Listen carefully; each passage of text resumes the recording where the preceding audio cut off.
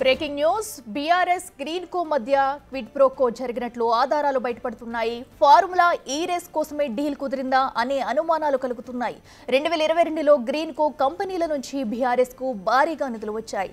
BRS కు electoral bonds ద్వారా 41 కోట్ల రూపాయలు ఫండ్ ఇచ్చాయి గ్రీన్ కో కంపెనీలు. తెలంగాణతో సంబంధం లేని కొన్ని గ్రీన్ కో కంపెనీల నుంచి కూడా భారీగా బాండ్లు వచ్చాయి.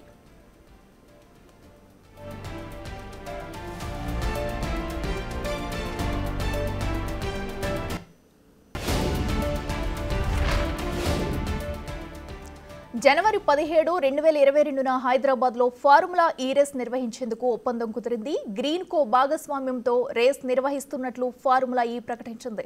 అయితే గ్రీన్ కో పేరును తెరపై ఉంచి ఎస్ నెక్స్ట్ జెన్ కంపెనీతో అగ్రిమెంట్ కుదుర్చుకున్నారు. జూన్ 29, 2022న S Next Gen company registration జరిగింది. కేవలం 15 లక్షల రూపాయల షేర్ క్యాపిటల్తో ఎస్ నెక్స్ట్ జెన్ ప్రారంభమైంది. నేరుగా గ్రీన్ కోతో కాకుండా ఎస్ నెక్స్ట్ జెన్ కంపెనీతో ఎందుకు అగ్రిమెంట్ చేశారు? అసలు 15 లక్షల షేర్ క్యాపిటల్ ఉన్న కొత్త కంపెనీ 100 కోట్ల రేసును ఎలా నిర్వహిస్తుంది?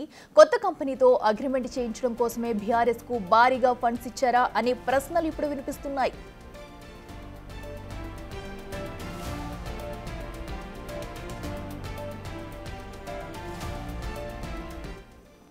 ఇదే అంశానికి సంబంధించి మరింత సమాచారం మా ఎగ్జిక్యూటివ్ ఎడిటర్ అశోక్ లైవ్ లో అందిస్తారు. అశోక్, చెప్పండి. ఇప్పటికే చూస్తున్నాం గ్రీన్ కో ద్వారా కూడా భారీగా ఫండ్లు అయితే బీఆర్ఎస్ కు వచ్చాయి, ఎలక్టోరల్ బాండ్ల ద్వారా కూడా. అయితే దీన్ని అంతా కూడా దీనిపై కేటీఆర్ కూడా స్పందించారు. అవినీతి జరుగునట్ట అంటా కూడా దీన్ని ఈ మొత్తం వ్యవహారాన్ని కూడా తారుమారు చేసే వ్యవహారంలో కూడా కేటీఆర్ ఉన్నట్టు మనకి క్లియర్ కట్ గా తెలుస్తుంది. అసలు దీనికి సంబంధించి డీటెయిల్స్ ఏంటి? చెప్తున్నది ఏంటంటే ఉదయం నుంచి కూడా బిగ్ టీవీ ఒకటి బ్రేక్ చేసింది ఈ ఎలక్టోరల్ బాండ్స్కి సంబంధించి. పర్టికులర్గా గ్రీన్ కో కంపెనీకి, కేటీఆర్కు, నెక్స్ట్ జెన్ కంపెనీకి ఈ కార్ రేస్ ఫార్ములా రేస్కి వీటికి సంబంధించి క్విడ్ ప్రోకో జరిగింది. ముందస్తుగా ఒక ప్లాన్ ప్రకారమే కేటీఆర్ గ్రీన్ కోని తెర మీద ఉంచారు. తర్వాత నెక్స్ట్ జెన్ కంపెనీని తీసుకొచ్చారు. ఆ తర్వాత ఫార్ములా ఈ రేస్ని పట్టుకొచ్చారు. సో దీన్ని కండక్ట్ చేశారు. దానికి గ్రీన్ కోని స్పాన్సర్షిప్ చేస్తున్నట్టుగా అనౌన్స్ చేశారు. సో అనూహ్యంగా ఒక సెషన్ పూర్తి కాగానే నష్టాలు వస్తున్నాయని చెప్పి గ్రీన్ కోని తప్పించారు. దానికన్నా ముందే 41 కోట్ల రూపాయలు అదే గ్రీన్ కో కంపెనీ నుంచి క్విడ్ ప్రోకోలో భాగంగా బీఆర్ఎస్కు ఎలక్టోరల్ బాండ్స్ రూపంలో ఈ డబ్బులని కూడా తీసుకున్నారు. సో ఇదంతా కూడా ఇప్పటి నుంచి కాదు, ఎంటైర్ వ్యవహారం అంతా కూడా చాలా ప్లాన్ ప్రకారం చాలా పద్ధతిగా జరిగింది, ఎవరికి కూడా అనుమానం రాకుండా. ఇవాళ ఏదైతే ఏసీబీ విచారణకు హాజరు కాకుండా తప్పుకున్న తర్వాత ఈ గ్రీన్ కో కంపెనీ 41 కోట్ల రూపాయలు బీఆర్ఎస్కి ఇచ్చిందన్న విషయాన్ని బిగ్ టీవీ ఉదయం నుంచి కూడా బ్రేక్ చేసింది. సో బ్రేక్ చేసి బ్రేకింగ్ హడావిడంతా కూడా బిగ్ టీవీలో నడుస్తున్న తరుణంలోనే కేటీఆర్ కొంత ఉలికి పడ్డారు. ఏంటంటే ఆయన అనుకున్నది ఏంటంటే విచారణకు హాజరు కాకపోవడానికి రకరకాల కారణాలు చూపించారు. అడ్వకేట్స్ని అలౌ చేయట్లేదని, ఇంకోటని వచ్చి మీడియా అటెన్షన్ క్రియేట్ చేశారు.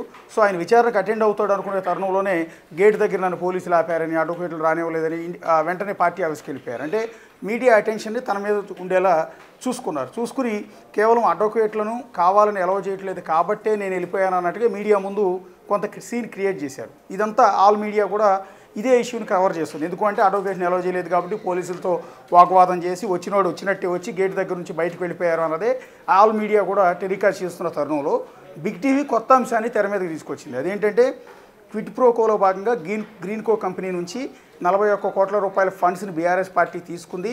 అందువల్లే దానికి స్పాన్సర్షిప్ గ్రీన్ కో కంపెనీని పెట్టారు.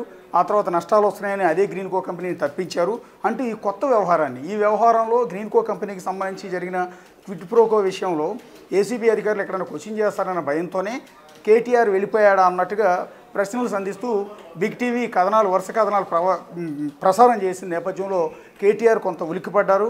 వెంటనే పార్టీ ఆఫీస్కి వెళ్ళి తన లీగల్ టీంతోనూ మిగిలిన బృందాలతో కూడా ఒకసారి డిస్కస్ చేసి మీడియా ప్రతినిధులందరినీ కూడా తన దగ్గరికి పిలిపించుకుని ఒక చిట్ చాట్ పేరుతో కొంత ఇన్ఫర్మేషన్ బయటికి చెప్పే ప్రయత్నం చేశారు. అంటే క్విడ్ ప్రోకో జరిగిందని ఎలా అంటారు, అవినీతి జరిగిందని ఎలా అంటారు, గ్రీన్ కో కంపెనీ మాకు నిధులు ఇచ్చింది 2022లో, కార్ రేస్ జరిగిందేమో 2023లో, అంటే సంవత్సరం ముందే మాకు బాండ్స్ ఇచ్చింది కదా, దానికి దీనికి సంబంధం ఏంటి అంటూ ఒక లాజిక్ లేని ప్రశ్నల్ని మీడియా ప్రతినిధులందరికీ కూడా ఇచ్చి దాన్ని కన్ఫ్యూజ్ చేసే ప్రయత్నం చేశారు. ఇక్కడ క్లారిటీ ఏంటంటే కేటీఆర్ కానీ బీఆర్ఎస్ నేతలకు కానీ అక్కడున్న మీడియా ప్రతినిధులకు కానీ ఒక క్లారిటీ కావాల్సి ఉంటుంది. ఎందుకు అంటే ఆయన అన్నట్టుగానే 2022లోనే ఆ బాండ్స్ రూపంలో గ్రీన్కో కంపెనీ 41 కోట్ల రూపాయలు బీఆర్ఎస్కి ఇచ్చింది. 2023లో ఆయన చెప్పినట్టుగానే కార్ రేస్ జరిగింది. కానీ ఈ ఫార్ములా ఈ కార్ రేస్ జరగటానికి సంబంధించిన అగ్రిమెంట్ అనేది ఎప్పుడు జరిగింది అనేది ఇక్కడ ఇంపార్టెంట్. 2023లో ఫార్ములా ఈ కార్ రేస్ జరిగింది వాస్తవమే, కానీ దానికి ప్రిపరేషన్ సంవత్సరం ముందు నుంచి ఉంటుంది.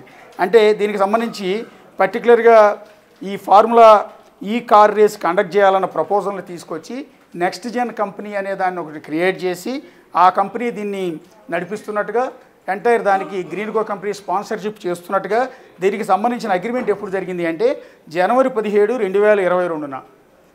నోట్ దిస్ పాయింట్, ఈ పాయింట్ని నోట్ చేసుకోవాలి. బహుశా కేటీఆర్ గారు లేకపోతే కేటీఆర్ గారు చుట్టుపక్కల ఉన్నవాళ్ళు ఆయనకి ఇది చెప్పాల్సి ఉంటుంది. ఆయన అన్నది కరెక్టే, 2022లో మాకు బాండ్స్ రూపంలో నిధులు వచ్చాయి, 23లో ఫార్ములా జరిగింది. కానీ ఫార్ములా ఈ కార్ రేస్ జరగటానికి కావాల్సిన అగ్రిమెంట్ అనేది జరిగింది జనవరి 17, 2022 మీకు బాండ్స్ వచ్చింది ఎప్పుడు? ఏప్రిల్ 8, 2022 నుంచి అక్టోబర్ 10, 2022 మధ్యలో జరిగింది. అంటే మొదటి బాండు మీకు ఏప్రిల్ 8 నుంచి గ్రీన్కో కంపెనీ నుంచి బాండ్ కొన్నారని అనుకుందాం. ఏప్రిల్ 8, 2022. ఈ అగ్రిమెంట్ జరిగింది ఎప్పుడు? జనవరి 17, 2022. అంటే జనవరి, ఫిబ్రవరి, మార్చి, ఏప్రిల్ 3 నెలలే గ్యాప్ ఉంది. మీరు అగ్రిమెంట్ చేసుకుంది జనవరి 17 మీకు బాండ్స్ రూపంలో గ్రీన్కో కంపెనీ నుంచి మీ అకౌంట్లోకి డబ్బులు వచ్చింది ఏప్రిల్ 8, అదే 2022 సంవత్సరం. అంటే కేవలం 3 నెలల వ్యవధిలోనే మీ గ్రీన్కో కంపెనీ 41 కోట్ల రూపాయలు ఇచ్చేయాలని అనుకోవడం, వాళ్ళు చాలా పద్ధతి ప్రకారం లీగల్గానే వైట్ మనీయే ఎస్బీఐ బాండ్స్ రూపంలో కొనుగోలు చేసి మీ అకౌంట్లో వేశారు. తప్పేం లేదు, ఇదంతా కూడా కాదంట్లా. కానీ అగ్రిమెంట్ జరిగిన 2 నెలల్లోనే మీకు ఈ ఫండ్ వచ్చింది. మరి దీని గురించి ఎందుకు ప్రస్తావించట్లేదు అంటే జనవరి 17, 2022న మీరు హైదరాబాద్లో ఫార్ములా ఈ కార్ రేస్ పెట్టాలన్న ప్రపోజల్ తీసుకొచ్చి దాని మీద నెక్స్ట్ జెన్ కంపెనీతో అగ్రిమెంట్ చేసుకుని ఈ గ్రీన్కో కంపెనీ స్పాన్సర్షిప్ వ్యవహరిస్తుందని దాంతో కూడా అగ్రిమెంట్ చేసుకున్నది జనవరి 17, 2022. మరి దీన్ని ఎందుకు ప్రస్తావించట్లేదు? అలా అగ్రిమెంట్ చేసుకున్న రోజే ఈ ఒప్పందం జరిగింది. నువ్వు క్విడ్ ప్రోకోలో భాగంగా మేము నీకు ఇవ్విస్తాము, నువ్వు మాకు ఇది చేసి పెట్టు, మేము నీకు ఈ పని చేసి పెడతాం, నువ్వు మాకు ఆ పని చేసి పెట్టు అన్నట్టుగా ఒప్పందం ఆ రోజే జరిగింది. సో 2023న ఫార్ములా ఈ కార్ రేస్ జరుగుతుంది. దానికి స్పాన్సర్షిప్ గ్రీన్కో కంపెనీ వ్యవహరిస్తుంది, దానికి కొంత ఖర్చు పెడుతుంది. ఆ తర్వాత సెకండ్ సెషన్కి వచ్చేటప్పటికి ఫార్ములా ఈ కార్ రేస్ నుంచి గ్రీన్కో కంపెనీ తప్పుకుంటుంది. సో అలా తప్పుకునేందుకు ఇక్కడ 41 కోట్ల రూపాయలు ఏప్రిల్ 8 అంటే 2022 ఏప్రిల్లోనే, అంటే 2023లో రేస్ జరిగితే 22లోనే దీని నుంచి తప్పుకోవడానికి కావాల్సిన డబ్బులు 41 కోట్ల రూపాయలని బాండ్స్ రూపంలో ఈ విధంగా బీఆర్ఎస్ పార్టీ అకౌంట్లోకి వేసేలా ఆ రోజే ఒప్పందం జరిగింది అనేది ఇక్కడ ప్రధానమైన ప్రశ్న. మళ్ళీ ఒకసారి గుర్తుపెట్టుకోవాలి, కేటీఆర్ గారు చెప్పింది నిజమే. 2022లో మాకు బాండ్స్ వస్తే 2023లో ఫార్ములా ఈ కార్ రేస్ జరిగింది కదా, ఇందులో అవినీతి జరిగిందని ఎట్లా అంటారు, క్విడ్ ప్రోకో అని ఎలా అంటారు అని. కానీ ఆ ఫార్ములా ఈ కార్ రేస్కి సంబంధించిన అగ్రిమెంట్ జరిగింది జనవరి 17, 2022న. మీరన్న పాయింట్కే వస్తున్నాం, దానికే క్లారిటీ ఇస్తున్నాం. అప్పటి నుంచి మొదలుపెట్టి మొత్తం 41 కంపెనీల ద్వారా 41 కోట్ల రూపాయలు మీ అకౌంట్లోకి వచ్చాయి. సరే, ఎలక్టోరల్ బాండ్స్ ద్వారా అన్ని పార్టీలు తీసుకున్నాయి కదా, అదే గ్రీన్కో కంపెనీ బీఆర్ఎస్కి ఇచ్చింది, బీజేపీకి ఇచ్చింది, కాంగ్రెస్ పార్టీకి ఇచ్చింది, టీడీపీకి ఇచ్చింది, రకరకాలుగా చెప్పొచ్చు, తప్పేం లేదు. ఆయా పార్టీలకు ఇచ్చిన ఫండ్ ఎంత, బీఆర్ఎస్ పార్టీకి ఇచ్చింది ఎంత? బీఆర్ఎస్కి ఇచ్చినట్టు 41 కోట్లు ఇక్కడ అదే కాంగ్రెస్ పార్టీకి ఇచ్చిందా, అదే బీజేపీకి ఇచ్చిందా? సరే, ఇస్తే ఇదే డేట్లో ఇచ్చిందా? సో ఇక్కడ ఫార్ములా ఈ కార్ రేస్కి గ్రీన్కో కంపెనీ స్పాన్సర్షిప్ వ్యవహరించకుండా ఉండుంటే ఈ గోల్ ఉండేది కాదు. రెగ్యులర్గా మీకు బాండ్స్ ఇచ్చున్నా కూడా ఎవరో పట్టించుకునేవాడు కాదు. మీరు అన్నది కరెక్టే, అన్ని రాజకీయ పార్టీలకు కూడా ఈ విధంగా ఎలక్టోరల్ బాండ్స్ రూపంలో డబ్బులు ఇచ్చిన మాట వాస్తవం. ఇంతకుముందు బ్లాక్ మనీని ఇష్టం వచ్చినట్టు ఇచ్చేవాళ్ళు, అది కుదరదని నిబంధనలు తీసుకొచ్చిన తర్వాత ఈ ఎలక్టోరల్ బాండ్స్ రూపంలో మీకు ఫండ్స్ వస్తున్నాయి, అన్ని రాజకీయ పార్టీలకు కూడా వస్తున్నాయి, తప్పులేదు. కానీ మీకు ఫండ్స్ ఇచ్చిన వెంటనే కొద్ది రోజులకే ఫార్ములా ఈ కార్ రేస్కి ఇదే గ్రీన్కో కంపెనీ స్పాన్సర్షిప్ ఎలా చేసింది, అదే స్పాన్సర్షిప్ నుంచి ఎందుకు తప్పుకుంది, ఇక్కడ స్పష్టంగా ఆన్సర్ ఇవ్వాల్సి ఉంటుంది. ఇక్కడ జనవరి 17, 2022న ఈ ఫార్ములా ఈ రేస్ నిర్వహించేందుకు ఒప్పందం చేసుకున్నారు కేటీఆర్. గ్రీన్కో భాగస్వామ్యంతో రేస్ నిర్వహిస్తున్నట్టుగా ప్రకటించారు.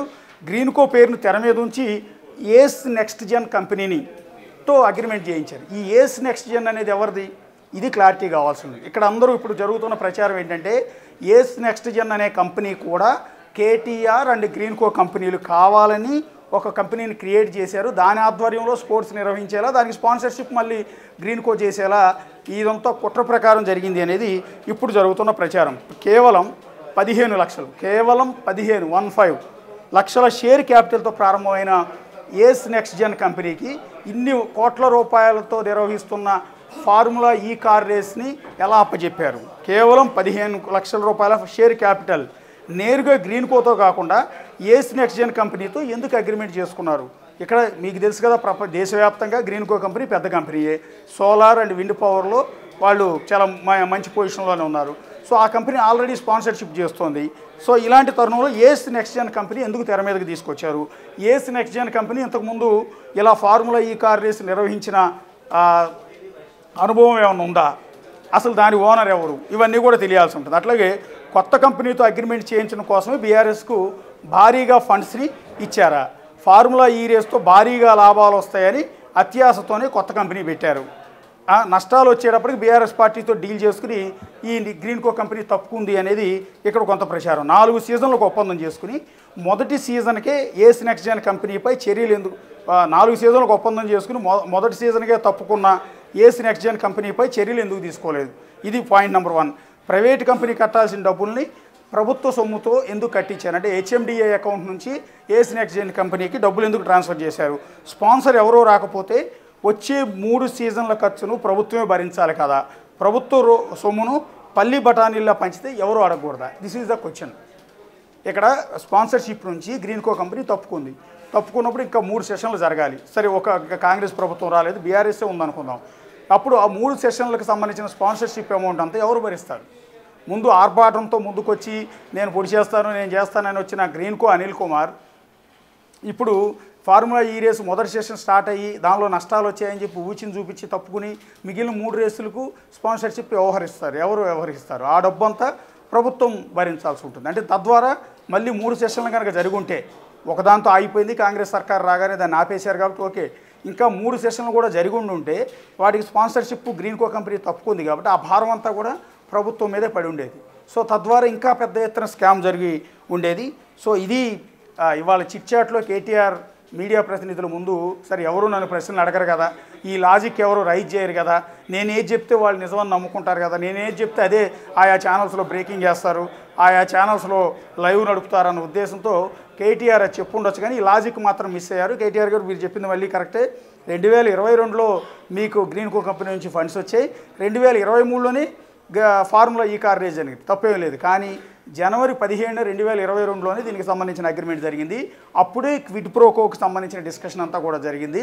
ఆ తర్వాతే మీకు ఫార్ములా ఈ కార్ రేస్ స్పాన్సర్షిప్ ఇప్పించే క్రమంలోనే ఈ విధంగా 41 కోట్ల రూపాయలు మీకు ఎలక్ట్రల్ బాండ్స్ రూపంలో మీ పార్టీకి ఫండ్స్ రూపంలో గ్రీన్కో కంపెనీ ఇచ్చింది.